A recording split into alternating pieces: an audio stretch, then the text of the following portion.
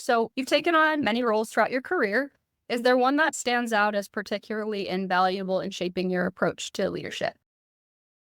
Yes, I have had a lot of different kinds of roles from technical to leadership and a lot of different things in between. And probably the one role that was most valuable to me, I actually worked in HR for a year, a little more than a year. I was working in a role that was in corporate, helping build out our company strategy around talent development and our a freelance network. We were very focused on building and growing. And it was the first time in my career I actually felt like a customer. I've been in consulting and professional services my whole career, and being in the client and market facing roles that I've been in, working with clients, selling work, delivering work, keeping customers happy. It's a very vibrant, fast paced business. When I was working in this HR leadership role, it really slowed things down for me. And I was on point to implement a strategy and to have that strategy impact the business across the board. And I was relying on partners and many people internally and trying to help them move forward in alignment with the strategy. Man, it was hard. It was very hard. And it really gave me a lot of empathy thinking about what our clients deal with day in and day out, to work both internally to influence and drive an agenda while at the same time working with third parties to invest in technology and other things to move the needle. That was the one experience for me that I think, being in the client service business my whole career, I hadn't had. And it was super valuable. Yeah, it sounds valuable to be on that opposite side. So you've been in the Microsoft space for quite some time. What initially attracted you to Microsoft and what continues to fuel your passion for it?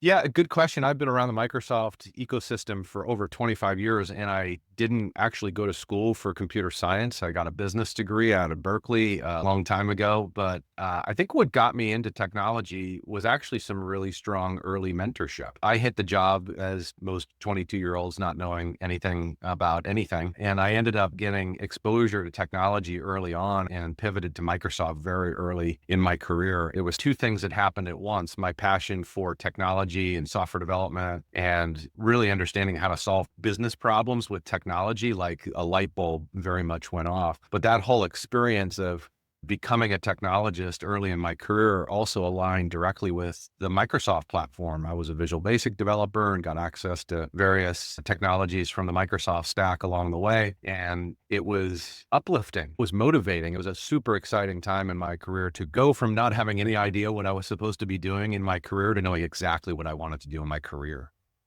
That's probably why my passion for Microsoft has continued, because it was correlated. I was imprinted at the time I was really figuring out what I was supposed to be professionally, with the fact that the Microsoft platform was helping me get there. Yeah, a light bulb moment, which is really cool, went off for you. So when you're not focused on leading our company, what's something that you enjoy doing that recharges you or keeps you inspired? Honestly, it's anything family. I don't have too many unique hobbies that occupy my weekends. I'm a horrible golfer and, like many, enjoy sitting on the couch and watching a football game, but it's all with my family. I'm very blessed with a great family and an extended family on both sides, my wife's side and my side, and anything family. It's just the thing that recharges me, reminds me of purpose. It's a compass for me, because work can be crazy and exciting and fulfilling in its own right. But being grounded by family and being around family, whether it's gathering for holiday meals or just being around our large families, is just a reminder of where I've come from and what it's all about.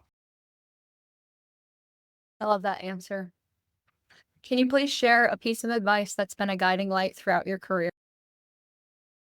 Maybe I'll give the nod to my old man, my late father. His advice really early on in my career was, don't be afraid to make a decision. And it's a very simple bit of advice, but it, for some reason, keeps coming up, because I found in my career at times getting really locked up, being afraid to make the wrong decision. And his advice of don't be afraid was encouragement to move forward, ensure that even if you're making a decision that turns out to be the wrong one, you can just make another decision.